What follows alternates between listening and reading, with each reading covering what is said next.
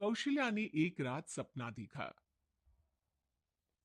कौशल्या राजपूत, तुमने किए हैं जीवन में अच्छे अच्छे कर्म, इसलिए अब से जब तुम चाहो गायब हो सकती हो, जिसके लिए तुमको सिर्फ चुटकी बजानी होगी और चुटकी बजाते ही तुम गायब।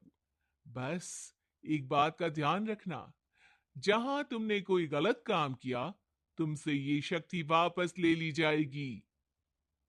कौशल्या की नींद टूट जाती है। ये कैसा सपना था? गायब हो जाऊंगी मतलब?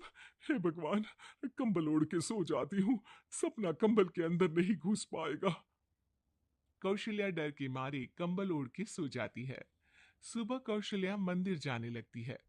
अरे बहू, जल्दी चल, भिखारियों को खाना भी तो खिलाना है। हाँ माँ जी, अभी आई। आज तो खीर और पूरी बने हैं, सब खुश हो जाएंगे। दोनों सास बहू कार से खाने का सामान लेकर मंदिर पहुंचते हैं और भगवान की आराधना के बाद मंदिर के बाहर बैठी भिखारियों को खाना खिलाने लगते हैं। दीदी, आप हर हफ्ते आते हो, इतना सारा करते हो हम लोगों के लिए। मैं आपके लिए रोज अलग से दुआ मांगता हूँ। ये तो फर्ज है हमारा। दीदी, थोड़ी पैसों की मदद हो जाती तो अच्छा होता। बड़े चौराहे पे मेरी बीवी भीख मांगती है, उसका इलाज करवाना है। 100-200 रुपए लग जाएंगे। कौशल्या उसी वक्त भिखारी को 500 का नोट दे देती है और दोनों सास बहू वहां से लौटने लगती हैं। तभी कौशल्या को कोई शंका होती है। अब बहू रुक, तो मैं भी आई। कौशल्या वापस वहीं जाती है तो देखती है कि भिखारी वहां है ही नहीं। कौशल्या को रात का सपना याद आता है। वो चुटकी बजा के गायब हो जाती है और सीधे भिखारी के पास पहुंचती है, पर भिखारी को वो दिखाई नहीं देती। कौशल्या देखती है कि भिखारी उन पैसों से शराब खरीद रहा है और कौशल्या उसे वहीं एक चाटा मारती है। अरे कौन है बे? एक और चाटा पड़ता है। अरे कौन है? कौन है? हिम्मत है तो सामने आओ। भिखारी को झूठ बोलने पर तड़ातड़ चांटे पड़ते हैं। वो वहां से भाग खड़ा होता है।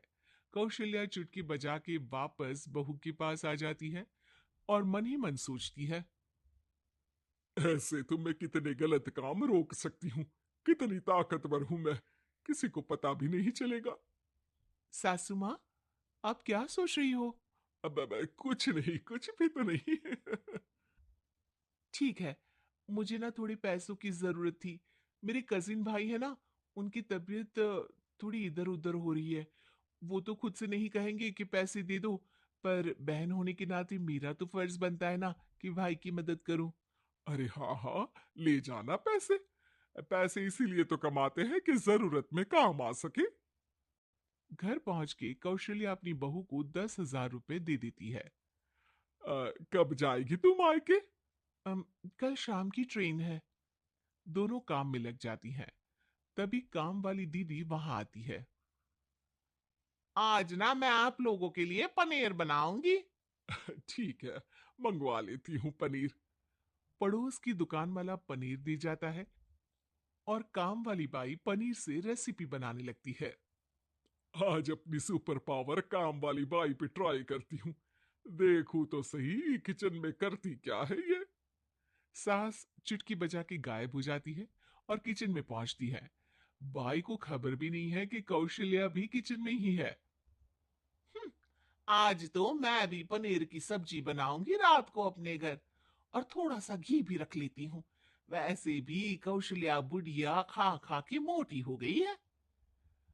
कौशल्या बाई की चोरी पकड़ लेती है और गुस्से में बाई की चोटी ऊपर उठा देती है। बाई को समझ भी नहीं आता कि उसकी चोटी खड़ी कैसे होगी। वो डर के मारे चीख पड़ती है। बहू भागते हुए किचन में आती है। अरे क्या हुआ? ये, ये तुम्हारी चोटी खड़ी कैसे है? करंट लग गया है क्या? पता नहीं, शायद किचन में ना भूत है। बाई वहां से भाग खड़ी होती है और कौशल्या चुटकी बजा के अपने कमरे में टीवी देखने लगती है। बहू वहां जाती है। माँ जी, किचन में ना भूत है, बाई भाग गई। अरे भागने देना, भूत का तो पता नहीं, किचन में चोर जरूर था। और वो थी अपनी काम वाली। अच्छा हुआ चली गई। बहू को कुछ समझ नहीं आया। उसने किचन में जो देखा उसके सदमे में जो थी वो अभी तक। अगले दिन बहू अपने मायके के लिए निकल जाती है।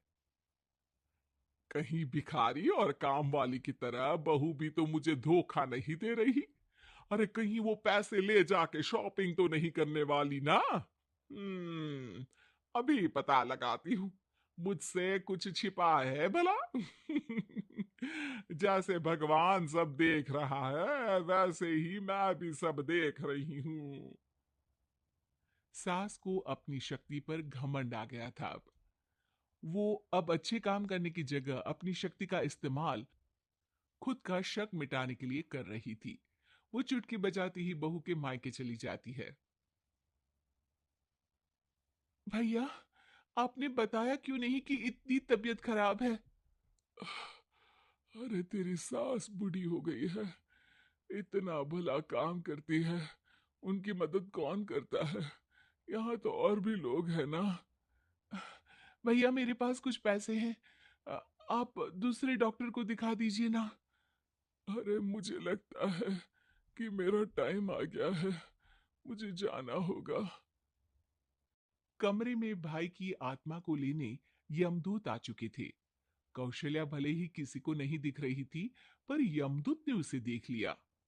हम्म, यही आत्मा है शायद, परछाई दिख रही है, पहले ही तैयार खड़ी है। अरे आप कौन हो? यमराज का नाम सुना है? हैं? आप यमराज हो क्या? नहीं, हम उनके यहाँ जॉब करते हैं, आत्मा उठा के लिए जाते हैं डिलीवरी वाले। चलो अब तुम्हारा टाइम पूरा हो गया। अरे आप शायद ना वो बिस्तर पर पड़े आदमी की आत्मा को लेने आए हो। मैं तो बस यहाँ देखने आई थी कि मेरी बहू कहीं मुझसे पैसे लेकर शॉपिंग करने तो नहीं चली गई ना। मतलब तुम्हारे पास शक्ति है गायब होने वाली? हाँ, तुम ऐसे तुच्छ काम में उपयोग कर रही हो ऐसी दिव्य शक्ति का। अब तो तुमको ही लेके जाऊंगा। अरे नहीं नहीं, कल मुझे किटी पार्टी में भी तो जाना है। अब नरक में ही करना किटी पार्टी। नहीं नहीं नहीं। 3 बार नहीं क्यों बोल रही हो? टीवी सीरियल चल रहा है क्या एकता कपूर का? अरे प्लीज मुझे जाने दो। आप तो उस बीमार आदमी की आत्मा को लेने आए थे ना।